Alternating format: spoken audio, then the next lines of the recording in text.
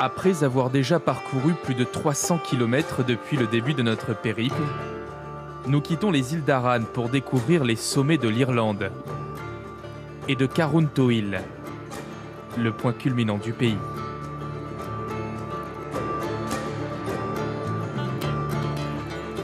Avec son climat changeant et ses lacs d'altitude.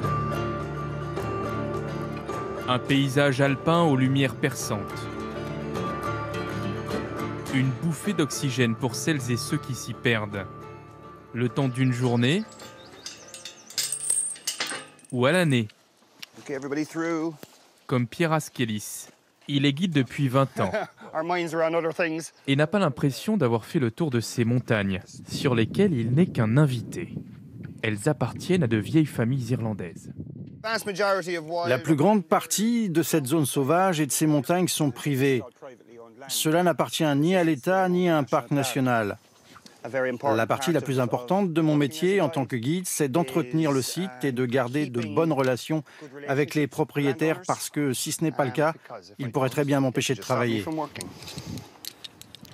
Aujourd'hui, Piaras accompagne cette famille d'Américains venus s'initier à l'escalade. La préservation de l'environnement est sa priorité. Ici, les points d'ancrage sont amovibles pour ne pas abîmer la roche. Vous posez le crochet comme ça. Ensuite, quand vous tirez dessus, ça se bloque et après, vous pouvez vous attacher au mousqueton. Il n'y a aucun impact sur la roche. En France, dans les Alpes ou en Italie, dans les Dolomites, vous avez des via ferrata et il y a énormément de parois. On n'en a pas autant en Irlande, donc on se doit à tout prix de les respecter.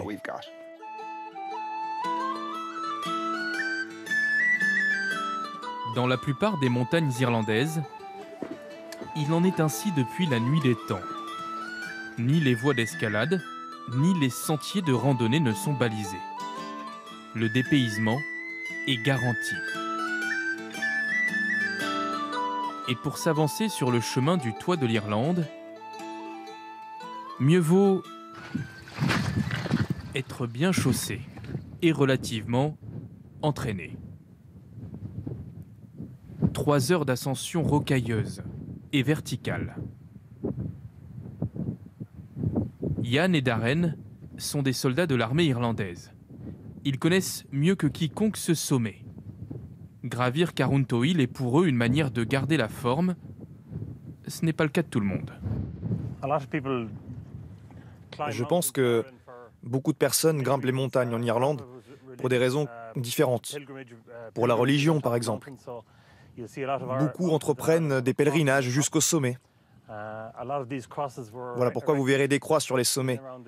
La plupart de ces croix ont été hissées dans les années 50.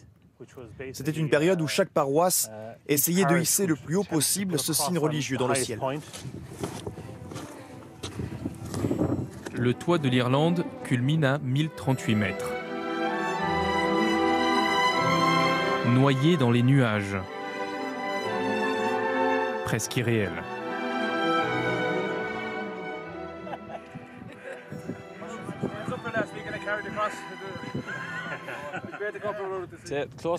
C'est comme si on se rendait au paradis avec cette atmosphère. La difficulté avec cette montagne, c'est l'orientation. Il y a presque toujours des nuages. C'est difficile de s'y retrouver, de comprendre où est le nord, où est le sud. Il faut toujours mémoriser d'où on vient pour pouvoir faire demi-tour à tout moment, sinon vous finirez désorienté.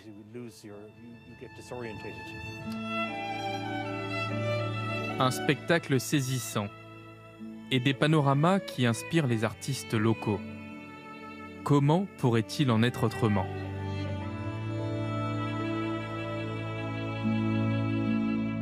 Michael Flaherty a commencé à peindre les paysages de sa terre natale il y a 45 ans. J'aime l'aspect turbulent que l'on trouve ici. Le paysage change constamment. Et l'on ressent cette énergie. Ce que je préfère, c'est ce mélange de couleurs. L'idée générale est que le ciel, les montagnes et l'eau s'unissent. Lorsque les nuages se posent au-dessus, cela apporte une lumière époustouflante. Cela donne des ciels incroyables, des ciels noirs dramatiques.